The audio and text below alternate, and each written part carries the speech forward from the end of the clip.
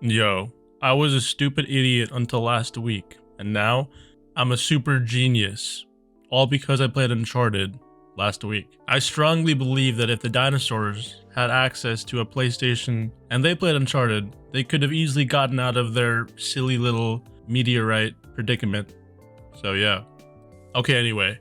I know I'm not making any new discoveries in the field of science by saying that Uncharted 4 is a good game, but I didn't play the game 7 years ago when it came out. So Uncharted 4 basically teaches us one thing, and that's that climbing is very, very important. Anywhere. You can get out of any situation by just climbing out of it. So that's what I learned from Uncharted 4. Okay, the first few chapters in Uncharted 4 were solid. Nothing extraordinary, but that's a good thing. I didn't know any of these characters before Uncharted 4, other than that movie that came out last year, which was terrible, but... So the first few chapters acted as a quick catch-up to the overall story and all the characters, so I thought it was good. With all that being said, I think that the prison climbing sequence to find the first clue was just spectacular. Like, I didn't have any expectations going into this game at all, but after that climbing sequence, I was, starting to build up a little bit of, okay, like, this is kind of cool, like, what's gonna happen next?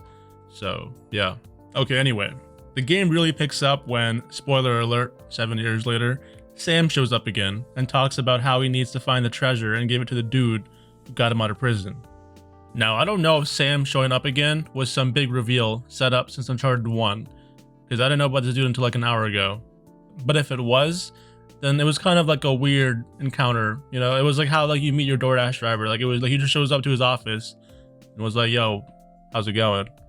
So, I mean, but still, like, for me, that was a good reveal. That was a solid,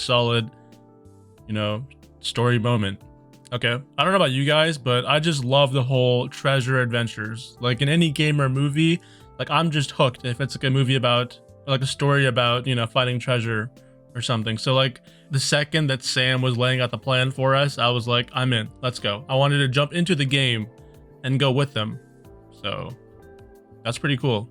Anyway, so from here we go to Scotland, and this is where the game really picks up. I know I said that like 4 different times already, but this is where the game really, really picks up. Okay, wait, can I just say that I thought Sully was a complete douche after watching the movie, but like Sully's like an actual like cool character in the game, so yeah, that was also like a weird reveal to me. So okay, anyway, being unfamiliar with the series, I thought the entire game would just take place in Scotland. Like when we landed, I was like, okay, this is my home for the next 10 hours.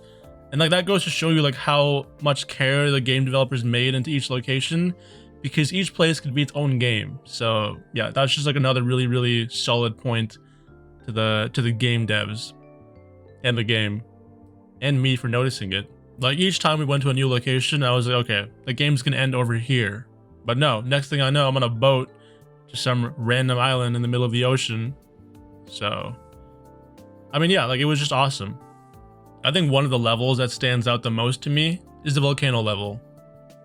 Okay, so one reason why the level was so good is the driving. Like there was no reason as to why the driving mechanics were this good in the game where you drive for like 20 minutes max. It was like on par with GTA 7.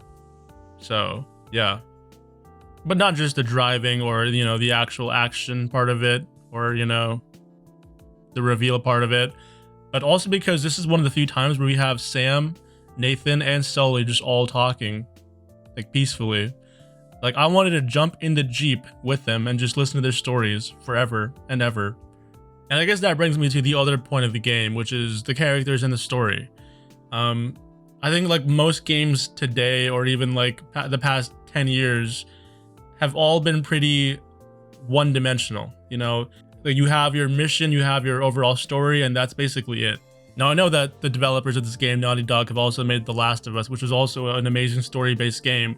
So, like, that just goes to show you again just how well that they've, like, transformed that, like, translated that from a zombie game to, like, a full-on adventure game, so.